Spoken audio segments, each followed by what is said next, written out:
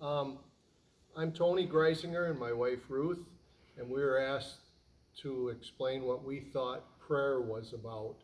And I would like to just start out by saying that uh, Jesus is my friend, and I talk to Jesus very simplistic, more one-on-one than a prayer.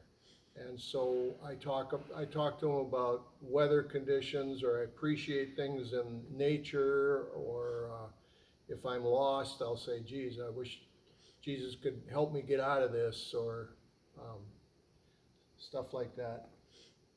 Yeah, we've always been very blessed in our lives, and I usually do like formally pray at least once a day, but otherwise, like Tony, I just kind of talk to God or say, thank you for the beautiful sunrise, or I always start my prayers out thanking God.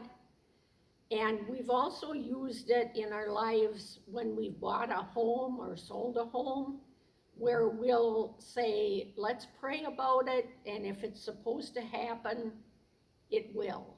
Yeah. And then we don't worry, and so far it's worked wonderful for us. It's funny because the first time we did that, we lived in Oshkosh, and I had to go fishing on a tournament, and I came back and we said, if God's decision, uh, we prayed about it, and I came back from the fishing trip, and Ruth was at the door and said, somebody bought it, and it was like, I guess it was meant to be. Yeah. Another quick story is, I mentioned it to Russ last week, is I had a buddy that I went in the service with that died 50 years ago, and I drove up to Antigo to go to the cemetery and put a Marine Corps flag on his stone. And I drove into the cemetery up in Antigo, and it was raining, and I thought, I don't know how I'm going to find this. I says, geez, I guess God's got to direct me on where his place is, and it's like a tree with branches, and I'm driving through the cemetery, and finally I just stopped for no reason. I just stopped, and I looked to my left, and there was Joe's stone right there. And we got out of the car, it stopped raining.